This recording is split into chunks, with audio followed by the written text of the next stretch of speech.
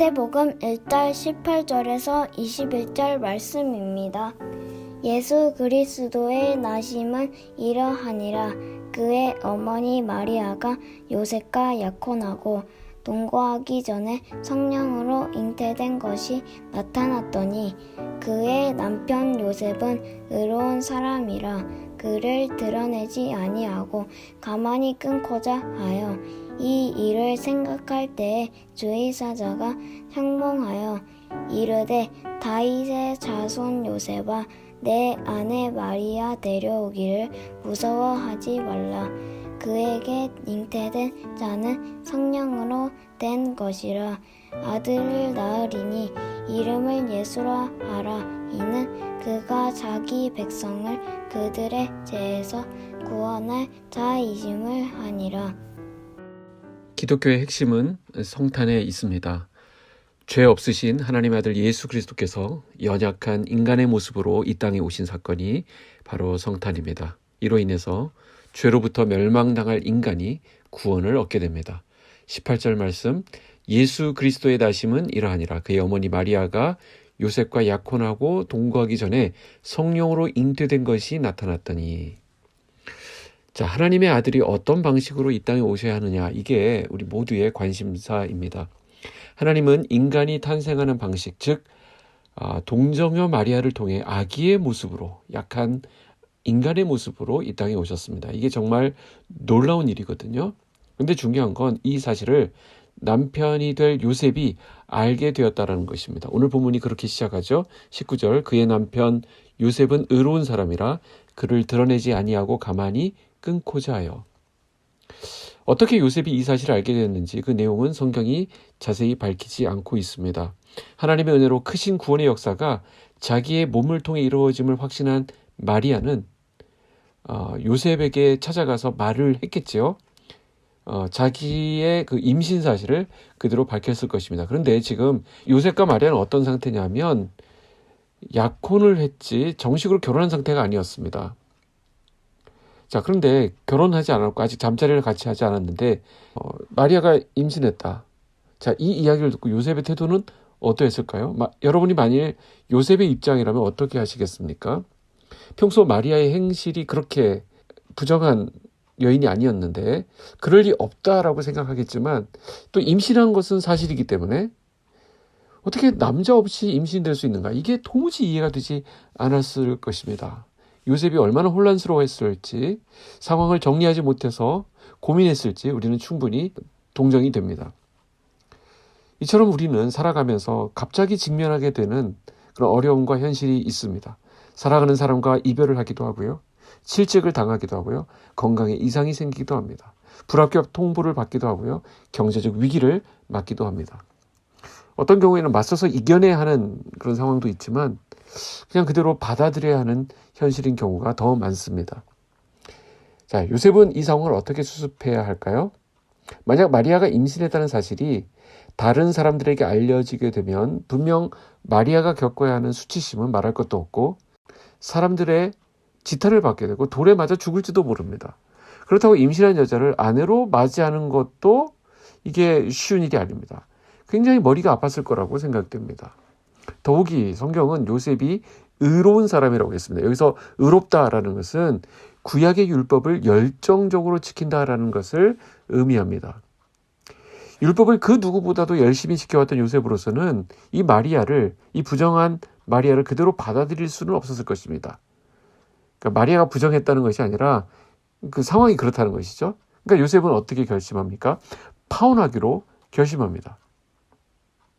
자, 그렇게 결정했다고 해도 요셉의 이 괴로움, 요셉의 고민이 쉽게 해결되지 않을 것입니다.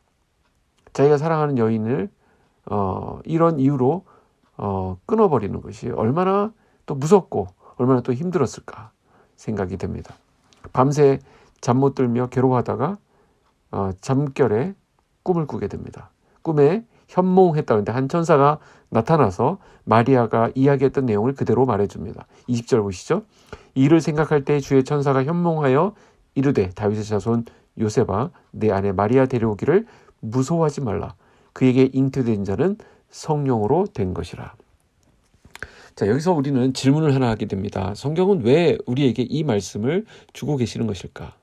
마태복음 1장이 시작되면서 첫 절에 예수 그리스도의 나심은 이러하니라 이렇게 말했거든요. 이게 무슨 말인가요? 지금 예수님의 탄생에 대해서 지금 기술하고 있는 말씀이라는 것입니다. 예수님의 탄생을 소개하는 가운데 지금 요셉이 직면하고 있는 문제가 부각되고 있습니다. 그렇다면 요셉이 전하고 있는 메시지는 무엇입니까? 마리아의 남편 요셉이 부정한 약혼녀를 보호할 만큼 성품이 참 훌륭하다는 것을 우리에게 강조하기 위해서 했던 말일까요? 요셉처럼 이렇게 의로운 사람은 배우자의 부정이 있을지라도 용서하고 조용히 문제를 덮고 넘어간다. 이런 모습이 귀하다라는 것을 알려주려는 말씀일까요? 그렇지 않습니다. 자, 19절로 다시 가보겠습니다. 19절에 요셉은 의로운 사람이다 이렇게 얘기하는데 이 요셉이 의롭다라고 하는 부분이 오히려 걸림이 된다는 것이죠. 자, 그의 의로움은 어떤 결과로 연결이 됩니까? 그를 드러내지 않고 가만히 끊고자 하여. 무슨 말이죠? 마리아와 파혼하고자 했다는 것입니다. 자, 그러면 마리아와 파혼하는 것이 하나님의 뜻일까요? 여기에 함정이 있다는 것입니다.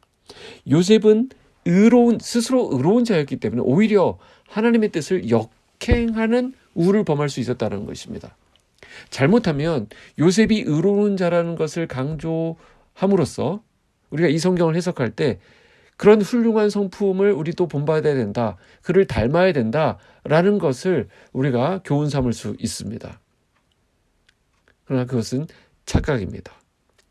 인간적으로 아무리 의로워 보여도 하나님의 뜻을 알지 못하면 하나님께서 뜻하시는 일에 오히려 방해만 될 뿐이라는 사실을 우리는 명심해야 합니다. 이렇게 적용해 볼 수 있을 것 같아요. 아무리 좋은 생각, 아무리 좋은 의도를 가지고 있다 하더라도 주님의 말씀과 합하지 않은 것들은 하나님의 의를 이루지 못한다라는 것입니다. 그러면 우리가 공부해야 하는 이유, 일을 해야 하는 이유, 사람을 사귀는 이유가 하나님의 뜻과 연결되어 있어야 한다는 것을 우리는 명심해야 합니다.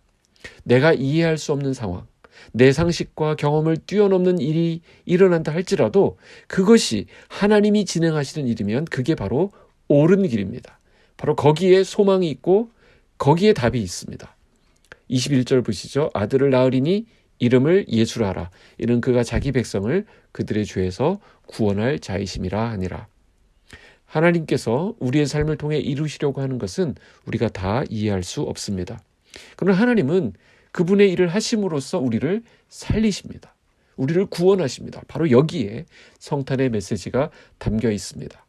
우리 스스로 절대 감당할 수 없는 죄의 문제, 인생의 문제를 주님이 찾아오셔서 감당해 주신 사건, 이게 바로 성탄입니다. 오늘 우리의 삶에 그 주님을 초청하십시다.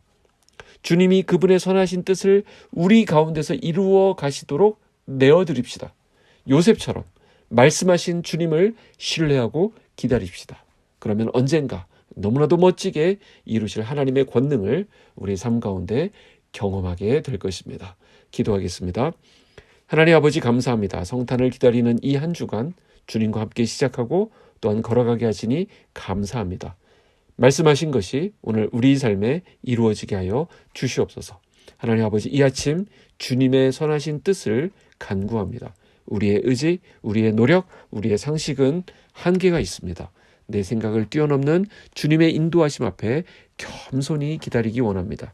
깨진 마음, 상한 심령, 낙심한 영혼을 위로하여 주시고 주님이 일하실 것을 기대하며 용기를 갖게 하여 주시옵소서. 일어서게 하여 주시옵소서. 새로운 소망이 샘솟게 하여 주시옵소서. 감당할 수 있는 지혜와 의지, 능력도 부어 주시옵소서. 주님을 신뢰하며 예수님의 이름으로 기도하옵나이다. 아멘.